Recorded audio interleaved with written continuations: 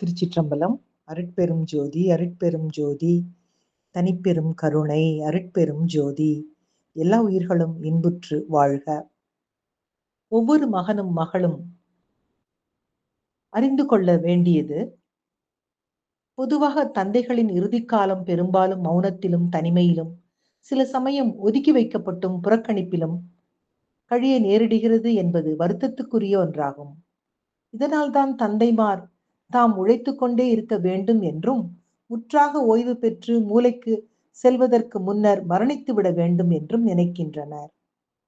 குடும்பத்துக்காக உழைத்து உழைத்து ஓடான பின்னர் அவரை கௌரவமாக வாழ வழி செய்ய வேண்டும். மூலையில் இருத்தி மௌனத்தில் ஆழ்த்தி 3 வேளையும் சாப்பிட்டு விட்டு பேசாமல் கிடந்தால் போதும் என்ற மனப்பான்மையுடன் தான் பல பிள்ளைகள் தந்தைமாரை நடத்தி வருகின்றனர். வயதான தந்தை தன் பிள்ளைகளிடமிருந்து மிக கொஞ்சமாகத்தான் கேட்பார்.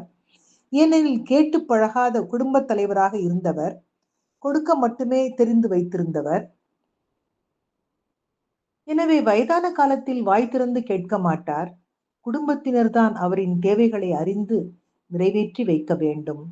வாசிக்கும் பழக்கம் உள்ளவரானால் குறைந்தபட்சம் வாரப்பத்திரிகையாவது வாங்கிக் கொடுங்கள்.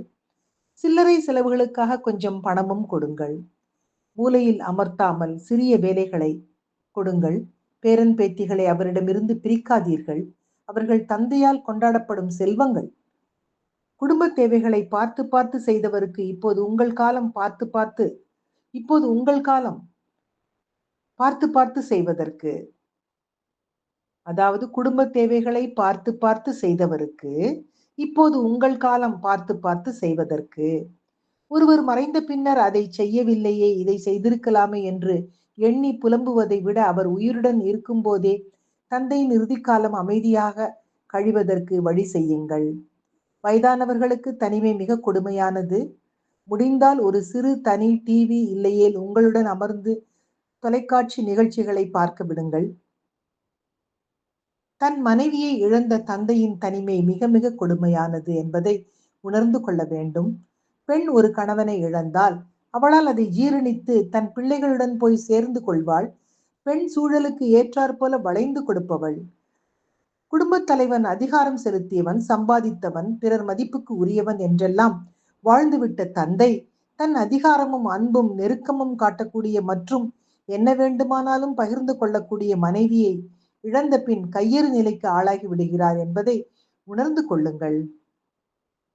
இவற்றை உணர்ந்து தந்தைக்கு மரியாதை செய்யுங்கள். அவர் கௌரவிக்கப்பட வேண்டியவர், நன்றி செலுத்தப்பட வேண்டியவர் என்று சொல்லி இந்த பதிவினை இன்றைய சிந்தனையாக்கி தந்தையர் தின நல்வாழ்த்துக்களையும் சொல்லி, ஒவ்வொரு மகனும் மகளும் அவர்களது தந்தையை நேசித்து அன்பை பகிர்ந்து வாழ வேண்டும் என்பதனை முன்வைத்து மகிழ்வோடு இனிய காலை வணக்கம் சொல்வது உங்கள் அழகம்மை சுவாமிநாதன். Happy morning.